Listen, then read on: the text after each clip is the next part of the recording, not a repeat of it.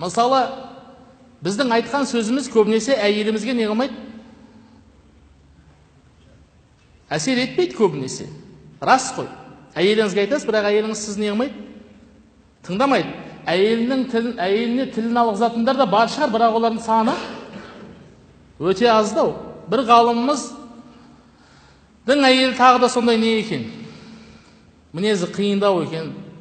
Шәкірттер келгенде, қазақша айтқанда есіктің алдын сыпырады, үйдің ішін сыпырады, ыдыс аяқты сылдырлатады, не қылады, баланы жылатады деген сияқты. Жақтырмағандығын не істейді?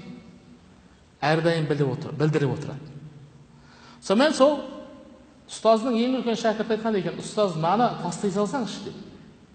Басқа біреуін әперейік, айттырып, біреудің оң жақта отырған қызын әперейік деп. Сөйтсе, әлгі ұстаз айтқан екен, әй, оларың қиын емес қой, дұрыс, мен тастаймын ғой. Бірақ бұл барып тағы біреуді сорлатады ғой деп.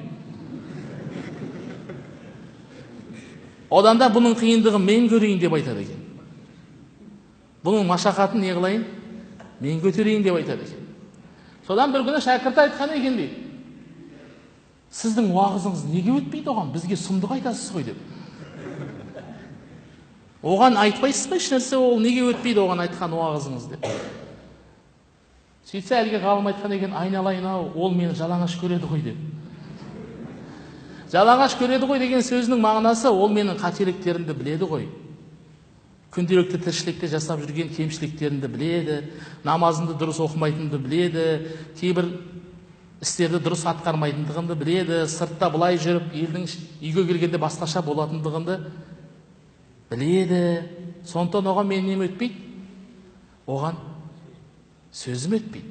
Әйелге сөзім өтсін десеңіз, үйде де не болыңыз? Сырттағыдай болыңыз. Сыртта керемет болып көрінеміз ғой біз. Дәл соқылда керемет болып үйде де не істеуіміз керек? Көрінуіміз қажет ақ.